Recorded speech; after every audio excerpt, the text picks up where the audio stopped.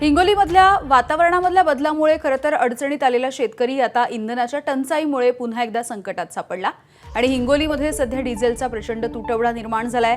ट्रॅक्टरसाठी diesel मिळत नाहीये, शेतकरी हतबल झालेत। सेनगाव तालुक्यामधल्या चोंडी खुर्द या ठिकाणी एका शेतकरी कुटुंबाला स्वतः वखर ओढण्याची वेळ आली आहे। खरीप हंगाम अवघ्या काही दिवसांवरती येऊन ठेपलाय। मशागत, नांगरणी, पेरणी या सगळी कामं ट्रॅक्टरवरती अवलंबून असतात। मात्र ट्रॅक्टरसाठी डिझेल मिळत नसल्यामुळे शेतकरी कुटुंबाला अशा पद्धतीनं आपल्या शेतीची मशागत करण्याची वेळ आली।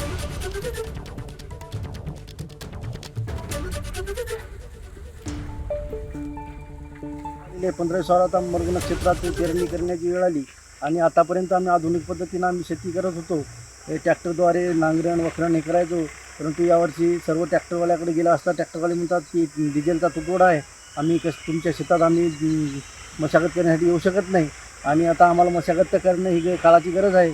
म्हणून आम्ही आमचे 2 मुलं आम्ही त्या वखराला झुकून आमची शेतीची मशागत करणे आणि बैल नसल्यामुळं आम्ही आमच्याकडे एकही बैल नाही आणि मशागत तर करणे आहे, त्यामुळे आम्ही मुलं धरून आम्ही शेतीची कामं करत आहोत।